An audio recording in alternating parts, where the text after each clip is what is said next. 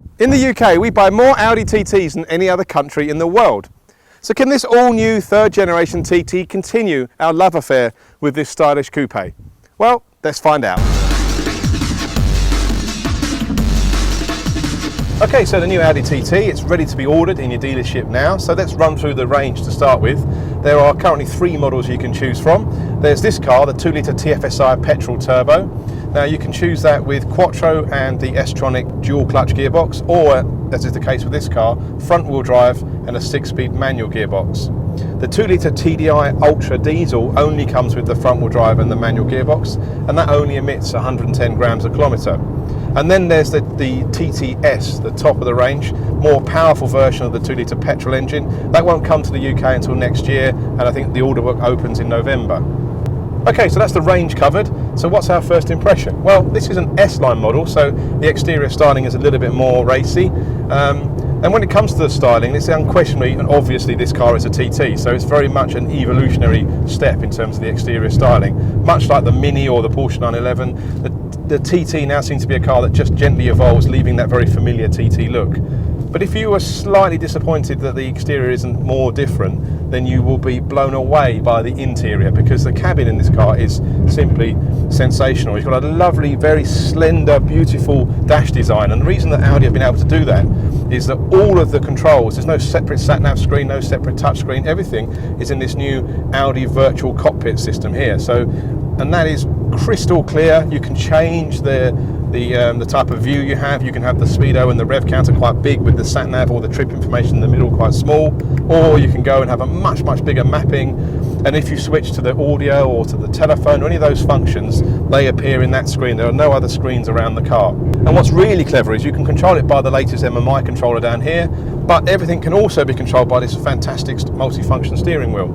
So the cockpit is really spectacular. As you'd expect, all the materials are fantastic, and there's lots of really nice touches, like the air vents have got like a jet engine turbine effect in the vents, and the actual controller for the temperature and the vents and the little digital displays in the middle of the vent. So it's really nice. Everything you touch is top quality. There's lots of nice inlays, really nice feel to all the switchgear, and the steering wheel and the gear lever are really nice.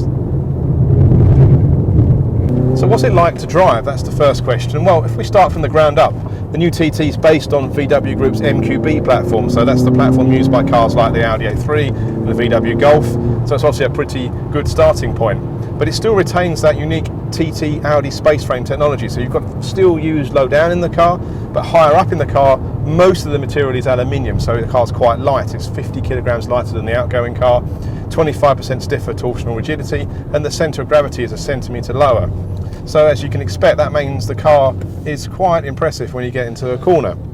Obviously this is a front wheel drive version, so it does feel very much like a hot hatch, and not in a bad way. It has that sort of sharp, pointy, sort of engaging nature that you'd find in a good hot hatch like the Golf GTI, for instance. Audi have got progressive steering system on the TT, which means the ratio changes as you apply more or less lock. And it does give the car very sharp, very pointy, quite accurate steering. It's quite light, but it's nicely weighted and really does give you plenty of feel. In terms of traction, these Spanish roads in this temperature are quite low grip. So with the front wheel drive, you've got real emphasis on traction, and actually it's not that bad given how low grip these surfaces are. So the traction control works very smoothly. There is an electronic differential as well. So the car overall really nice to drive. It's a pretty big step forward from the old car. It just feels more agile, lighter, and the rear end feels livelier as well. It just feels a bit more alive than the old car, which is a good thing. The 6-speed manual gearbox is really nice. The exhaust note, as I said, is good. And the engine delivers really good punchy performance, same as it does in the other places that it's used, like in the Golf GTI. So all in all, it's a really enjoyable experience. But like the TT has always been, it's very good at just being a very usable, easy car to live with day to day. The ride is much better in this car than the outgoing car. You can order a magnetic ride as an option on this model. This car we're driving today doesn't have it. And I have to say, although it's hard to judge on sort of smoother Spanish roads, it doesn't ride that badly even without the magnetic ride. It certainly rides better than the outgoing car. So what's our first impression of the new TT? Well, I've only driven it briefly, but I'm itching to drive it some more, and that's certainly a good sign. This car does everything the old car did, just that little bit better. The boot's a fraction bigger, but it handles sharper, it's got more performance, it's cleaner than ever before, and it rides better than the old car. And thanks to that stunning cabin, it feels special every time you get behind the wheel. If you want to see some more Audi action, click on the left hand side to see the RS6 Avant take on a Ducati motorbike. Or if you want to see some more coupes, click on the right to see the Peugeot RCZ-R take on the Nissan 370Z Nismo. Click on the play icon to watch our latest video, and don't forget to subscribe to our channel by clicking on the Auto Express logo.